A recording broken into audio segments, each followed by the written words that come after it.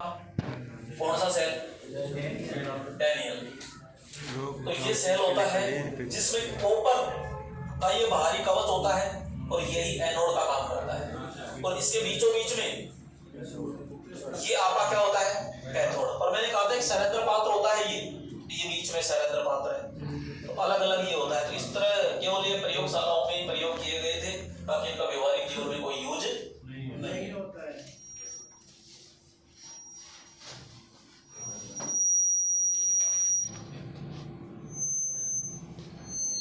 एक ये सेल है, ये आपका लेग लांची सेल है। कौन सा है? इसका भी व्यवहारिक जीवन में कोई यूज नहीं है। क्यों? क्योंकि इसमें दोष पाया गया था, ये रुक रुक के करंट देता है, इस वजह से इसका यूज बहुत कम करते हैं। क्योंकि इसको सुधार करके अपन ने नया बना दिया, और नया कौन सा बनाया? यानी शुष्क सेल बना दिया गया है नया। तो शुष्क सेल का व्यवहारिक जीवन में जो आप 5-7 रुपए का लेके आते हो, ये अपन अथा भंडार यूज करते हैं। दूसरी चीज, इसमें एक कार्बन की और एक जिंक दो छड़ होती है, इसलिए इसको कार्बन जस्ता सेल भी अपन कहते हैं। तो यहाँ पे ये दो छड़ पाई जाती है। ये इस तरह देखने पर ये मिलेगा आपको। तो ये पूछ रहे कि भाई ये क्या है, तो अपन कहेंगे ये शुष्क सेल। शुष्क सेल का वोल्टेज कितना है? 1.5 वोल्टेज होता है। ये सेल भी भली बात देखा होगा कईयों ने पुराने जमाने में। तो ये शुष्क सेल ही है, ये शुष्क सेल ही ये है जो अपने किसान टॉर्च होती है, बैटरी की जगह ये सेल लगते हैं आज तक बातों में।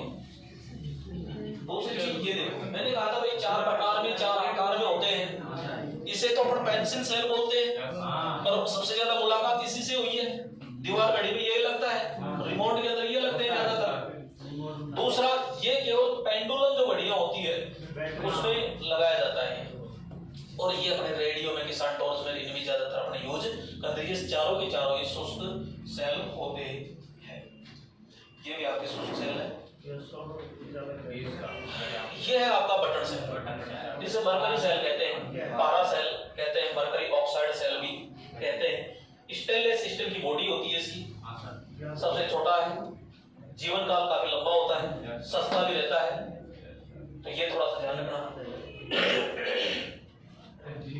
इसके अंदर ये जो पीछे का भाग है ये पॉजिटिव का काम करता है, और आगे का भाग नेगेटिव का काम करता है। आगे दस्ते में होता है। मरकरी ऑक्साइड विद्रोह के रूप में यूज लेते हैं, पोटेशियम हाइड्रोक्साइड इलेक्ट्रोलाइट के रूप में यूज लेते हैं। कहाँ यूज करते हैं? तो ये नॉर्मली जानते हो, हाथों की घड़ी है, कैलकुलेटर है, जिसे पॉकेट कैलकुलेटर भी कहते हैं, ईयररिंग होती है, उन सभी जगह पर बहुत जगह इसका प्रयोग करते हैं। यानी बटन से ये फ्रंट और बैक दोनों से, आगे से इस प्रकार दिखेगा और पीछे से इस प्रकार दिखता है। इसी का एक रूप और बताया था मैंने, लिथियम ऑक्साइड बटन सेल। तो यहाँ पे ये चीज इस प्रकार में, छोटे जो ऊपर के रिमोट होते हैं उनमें ऐसे देखने को निकले होंगे, कभी थोड़ा थोड़ी किए तो ये होते हैं। ये देखिए, एक सेल होता है प्राथमिक सेल, लिथियम सेल। ध्यान रखना, आयन शब्द आ जाएगा तो सेकेंडरी बढ़ जाएगा। लिथियम आयन ग्रंथि से आ गया तो सेकेंडरी हो जाएगा, और ओनली फॉर लिथियम सेल आता है, लिथियम बैटरी है, तो प्राथमिक है। इसमें साफ साफ लिख रखा है लिथियम बैटरी। सर इंडिया को पढ़ते हो तो होता है जो आपके पेस मेकर होता है, जो अपन हृदय के अंदर छल्ला लगाते हैं, कहते हैं पेस मेकर, उसके अंदर यही सेल लगता है। तो इसका जीवन काल लगभग 10 वर्ष तक रहता है। सबसे अधिक वोल्टेज इसमें देखो 3 वोल्टेज है, 1.6 तक पाया जाता है। तो ये दक्षता 80%। बीच में आवाज नहीं, बातचीत नहीं करोगे, वही सेल आपके। ये देखो, आपसे क्वेश्चन पूछ ले ये क्या है, तो भाई साहब ये सेकेंडरी सेल है। ये सेकेंडरी लिथियम आयन, इसको पकड़ना है, ये चार्जेबल है, तो ये रिचार्जेबल होगा, आराम से चार्ज कर सकते हैं, सेकेंडरी के अंदर माना जाएगा। आकार में सेल दिखेगा आपको, ये देखो, ये लिथियम आयन है, तो रिचार्जेबल बैटरी। साफ लिख दिया इसमें, तो पूरा लिख दिया, इसमें कोई दिक्कत नहीं है। तो यहाँ पे आयन शब्द आते ही समझ जाना कि ये सेकेंडरी सेल होता है और लिथियम नहीं है, और केवल इतना ही पूछे लिथियम सेल तो वो प्राइमरी सेल होगा। ये इस तरह पैकेटों में आते हैं, थोड़ा महंगे भी रहते हैं। यहाँ पे एक सेल इस तरह भी आता है। तो ये भी आपने देखा होगा, लिथियम आयन रिचार्जेबल है, जो आपके मल्टीमीटर होते हैं उनमें ये लगाए जाते हैं, इलेक्ट्रॉनिक में ये चार्जेबल है। ठीक है, तो इस प्रकार से भी बनाए जाते हैं। आकार अलग है, बाकी वही जो हमारी में ये लैपटॉप के अंदर आती है, तो lithium ion battery, lithium ion battery मैं दिखा अब रहा हूँ पढ़ाऊंगा।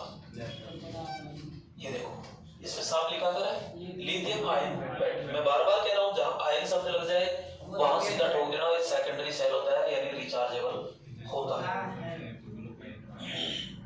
इसके दर्शन तो सबने कर लिए होंगे। ये आपके जो इन्वर्टर की बैटरी होती है, ट्रैक्टरों में, वाहनों में जो बैटरियां लगती है वही बैटरी है। और मेरे दोस्तों ये बैटरी है, तो इसका मतलब है सेल, अनेक सारे सेल लगते हैं। ये एक सेल है, ये दूसरा सेल, ये तीसरा, इसी प्रकार कम से कम 6 या 12 सेल होते हैं। अंदर अगर देखते हैं तो इसके अंदर ये जो जालियां है ना, इनको तो कहते हैं पोरस कोट, यानी छिद्र युक्त है। एक पृथककारी सेपरेटर परत कहते हैं, जो कि नेगेटिव और पॉजिटिव प्लेट को अलग रखते हैं, टच नहीं होने देते। ये रबर या फिर लकड़ी की छिद्र युक्त प्लेटें होती है। इसमें एक नेगेटिव एक पॉजिटिव होता है, और इस प्रकार ऐसे करते करते ये एक सेल का निर्माण होता है। मैं आगे बताऊंगा थोड़ा सा भी। यानी कि अपने कम से कम ये लगा दिया, फिर ये लगा दिया पॉजिटिव, फिर यही इसके बीच में आती है, फिर वापस ये आ जाती है, फिर ये आती है, फिर ये आ जाती है। ऐसे करते करते इसको चिपका कर और एक सेल का निर्माण किया जाता है।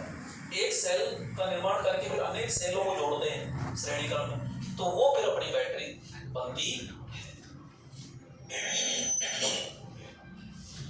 यहाँ पे नॉर्मल अब देखो, मोटरसाइकिलों में, मैंने कहा वाहनों में जितनी भी बैटरियां लगाई जाती है वहां पे लेड सेल होता है, सीसा संचायक सेल होता है। तो ये आपका सीसा संचायक सेल होता है।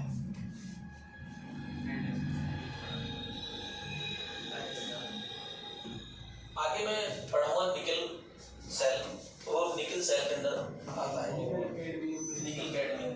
ये देखो इस तरह होते हैं, तो इनका यूज बहुत कम करते हैं। ये देखो यहाँ पे देखो,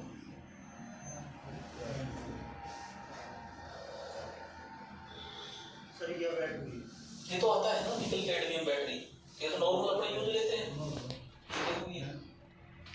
लिथियम में भी आती है, हाँ बैटरी है इस प्रकार से, ये रिचार्जेबल है। तार वालों में ये सेविंग बनावा की मशीन, जो आजकल कैमरे होते हैं उनमें ये सेल लगते हैं जो रिचार्जेबल होते हैं।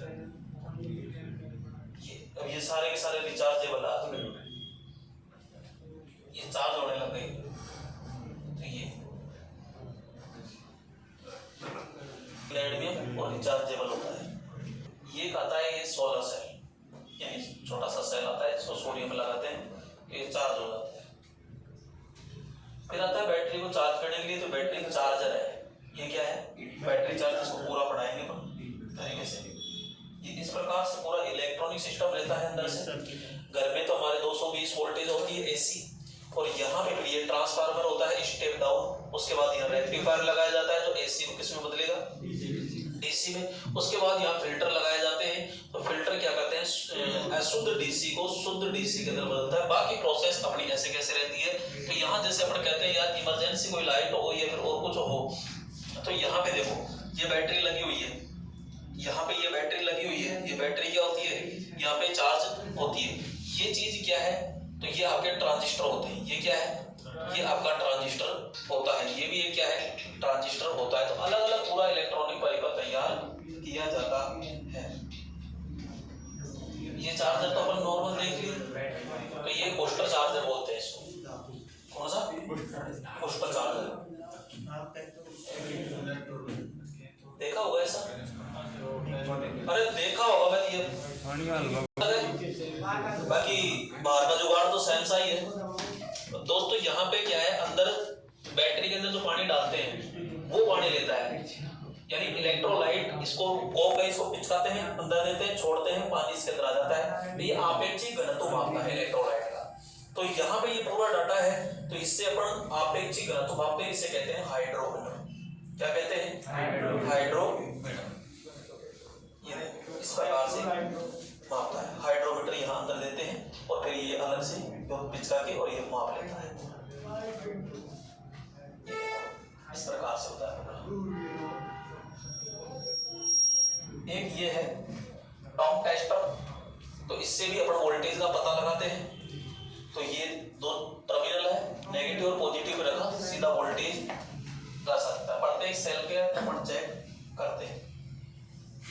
ये टॉम टेस्टर, वैसे इसको मैं ट्रांसफार्मर पढ़ाता हूँ, इसको यहाँ पढ़ाते हैं।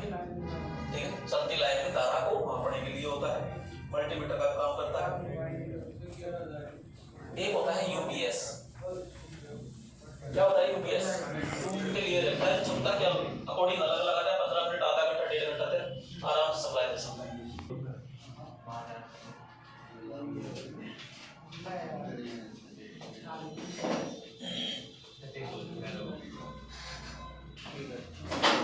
ये बैटरी है,